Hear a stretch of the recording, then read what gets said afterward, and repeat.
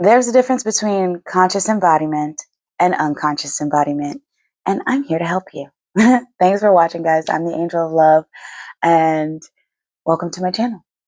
If you've been hearing a lot about embodiment, I think that's wonderful, and I think embodiment is a very special tool, and I think it's so amazing to ground energy into your system and to take in archetypal energies and connect to frequencies that will propel you into your next phase of life and give you strength and help you grow, right? So it's like strong roots, right? When you embody something, it gives you strong roots in that area and adds character to you along the way.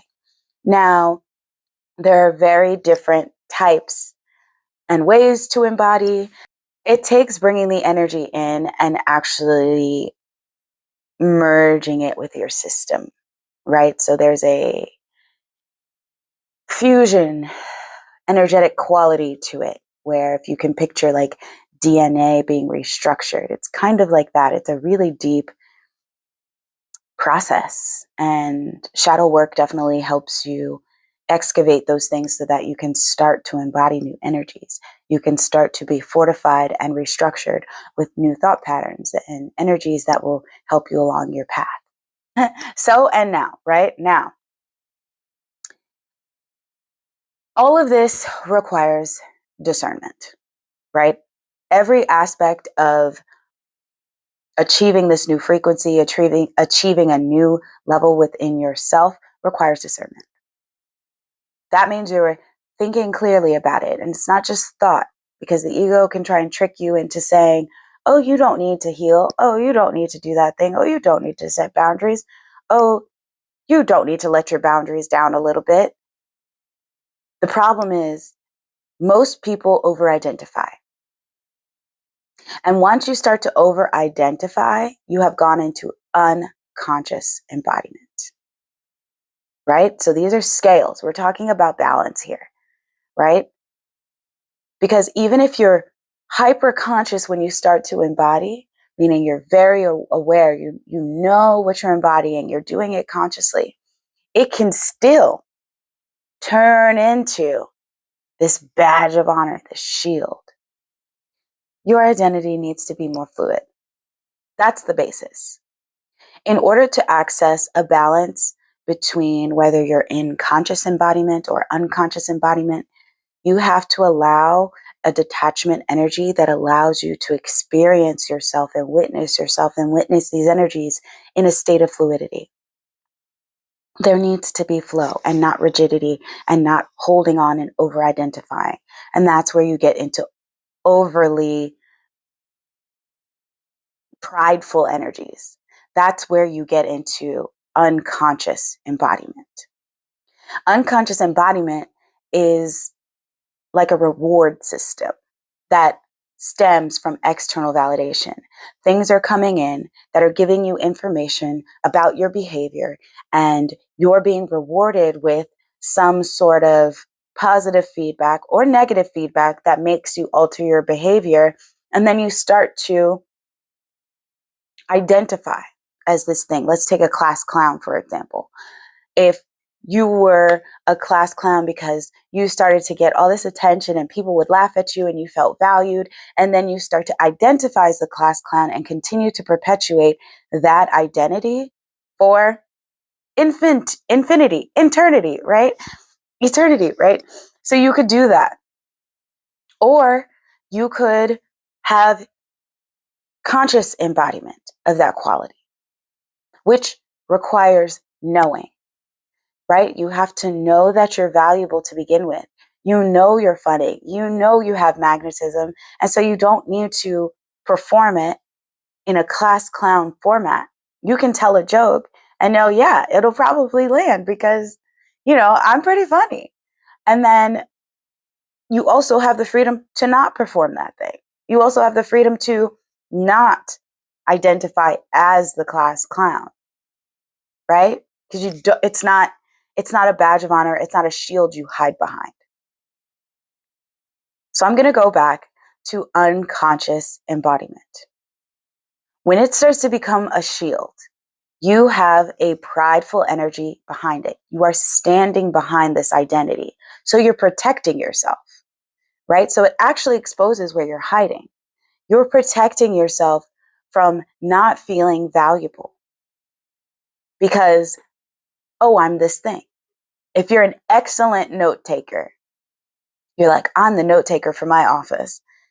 And you get all of these people who want to have your notes and they want to, after a meeting, they're like, oh my gosh, can you send me your notes? Yours are the best, like blah, blah, blah.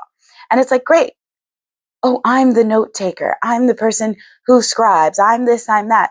And then it becomes this identity that you hide behind to give you value. I'm valuable in the office because of this. No, you're valuable to begin with. You happen to take good notes. These things you're good at that magnetize people to you are supposed to be guides.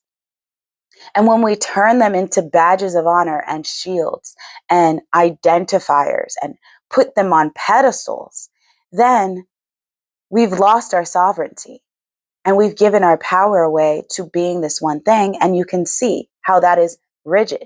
That is not fluid. You are stuck in a box. You have put yourself in this box, in this identity.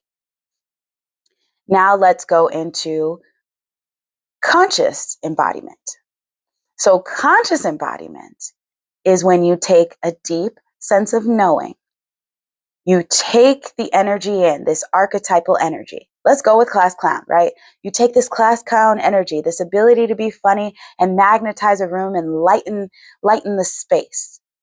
But when you let it settle in your body, right, as it starts to settle, your mind will start to grip onto this, right? Grip onto this as an identity. And what you do when you're consciously embodying, you don't let it grip onto it. You say, yes, yes, yes, I have those things, right? Those are qualities that exist within me. And you let it go.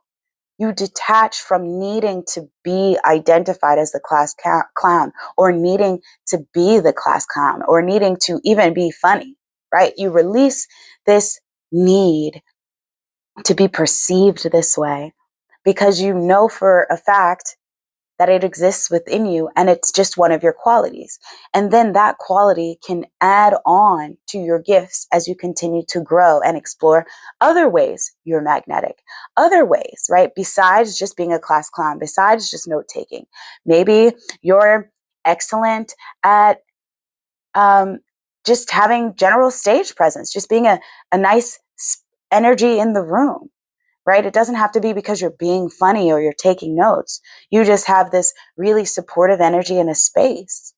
And you wouldn't know that if you were clinging to some kind of performative identity. You wouldn't have noticed that like there's actually power in your ability to hold presence, right? So it kind of goes into a little bit of the masculine and feminine, like this expressiveness versus this ability to just be present. So consider that for yourself, right? Think about these things.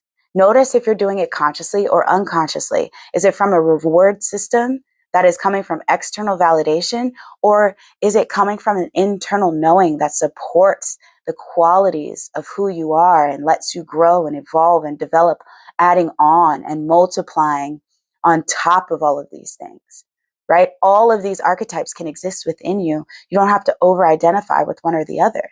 That's how you have a toolbox. That's how you have like multidimensionality and personality, right?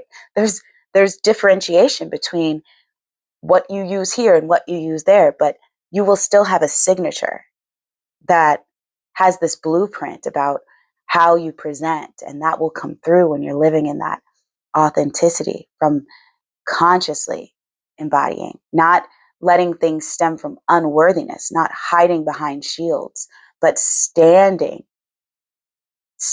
behind your worth and value on its own, alone, right?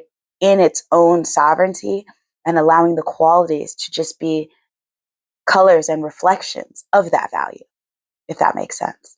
So I hope this video helped you. If it did, please like, comment, or subscribe. Be free.